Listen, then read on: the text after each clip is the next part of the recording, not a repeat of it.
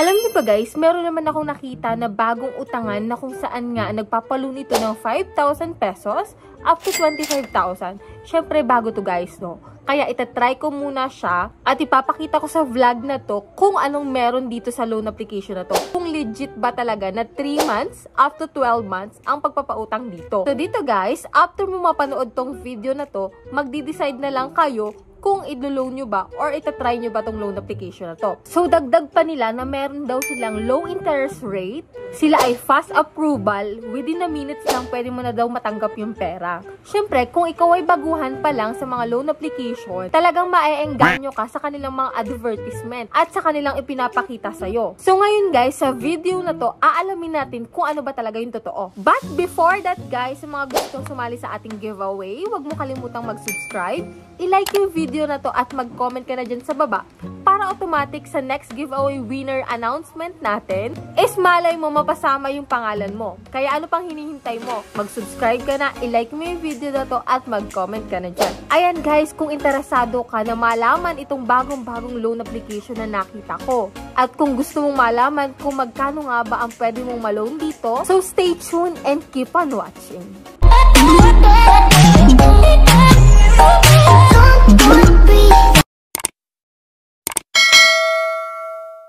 Ayan guys, disclaimer, so hindi tayo agent or promoter ng loan application na babanggitin natin ngayon. So dito guys, ang pangalan nito is si Pero Loan. So si Pero Loan guys is may link po ako dyan sa baba kasi hindi ko siya mahanap sa Google Play Store and then sa App Store. So ito guys, yung link dyan sa baba, in comment and sa description box, pwede nyo pong i-click yon para mag-direct kayo dun sa kanilang site. May choices ka naman na hindi rin i-click or hanapin siya by your own self, pwede naman, no guys? After mo i-click yung link dyan sa baba, magdadirect ka na dito sa kanilang main page which is, nakalagay dito na ito ay Pero Loan, apply for a loan now.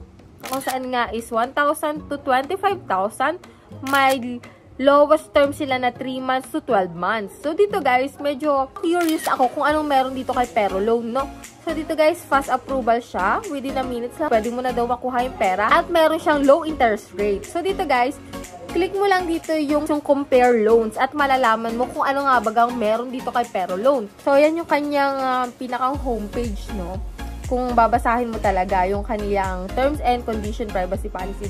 Dito guys, magsa-sign up ka para sa isang account loan online.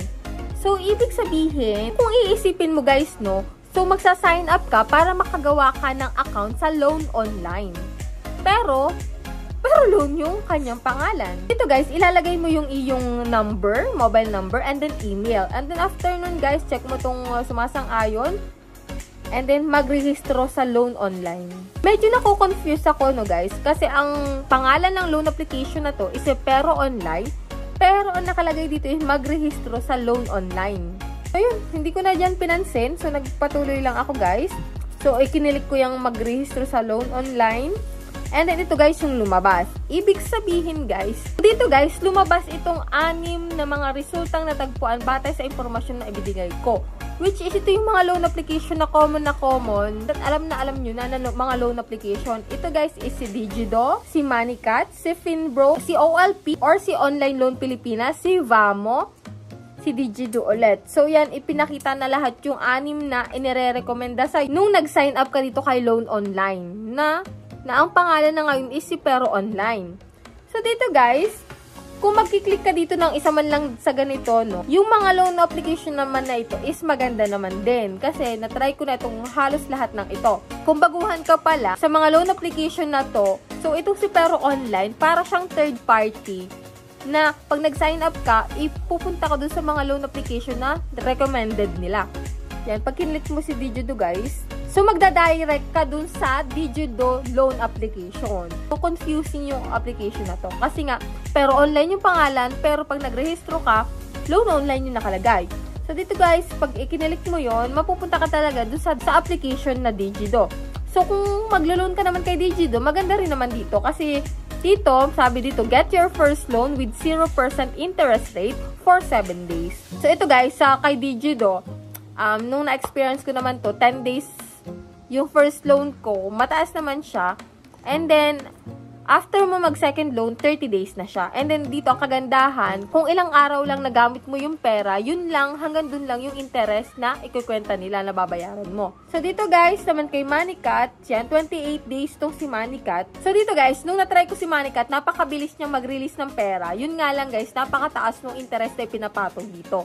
Pero kung need mo talaga ng madali ang pera, pwede ito si Moneycat. Yun nga lang guys, sinasabi ko sa inyo, mataas dito magbigay ng interest. Buo mo naman po makukuha yung pera. Yun nga lang, mataas yung idadagdag na interest sa'yo. So dito guys, kay finbro.ph, one of my recommended loan application to. Nga pala guys, may mga link ako dyan sa baba ng mga loan application na to, no? So pwede mo yung i-click guys para mag-direct ka dun sa kanilang site or application. At pwede rin namang hindi, may choices ka naman. So, dito guys, si finbro.ph, ito po ay 30 days loan terms. At ang pinakamataas na pwede mong ma-loan dito is 15,000 kapag ikaw ay first time. Ayan, maganda din ito guys, no? finbro.ph. And then, ito din yung inire-recommenda nila, which is si OLP or si Online Loan Pilipinas.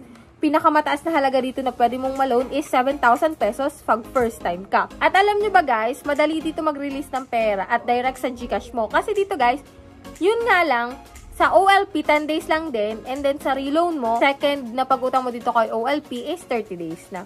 At, ang kagandahan din pala kay OLP, guys, pwede mong paliitin yung interest rate na ibinibigay nila. Meron dun, guys, na preferred borrower bundle na kung saan pwede mong i-check or i-uncheck yun para mabawasan yung interest rate.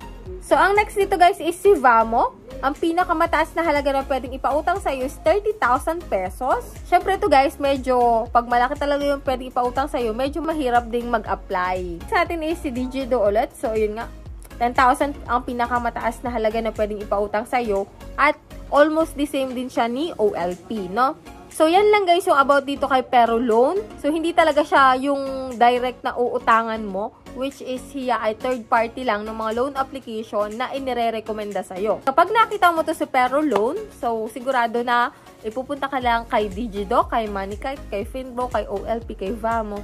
So, yun lang yun, guys. Dito, guys, medyo ligwak ganun tayo sa utangan no. Pero at least, ngayon nalaman natin kung anong meron kay Pero Loan. So, yan, guys. Kung may katanungan pa kayo about kay Pero Loan or sa iba pang loan application na na-feature ko sa aking channel, comment nyo lang dyan. At kung ikaw po ay hindi pa nakasubscribe, hit mo na po yung subscribe button at hit mo na rin notification bell para updated ka sa susunod dating utangan serye. So, bye-bye na muna for now, guys.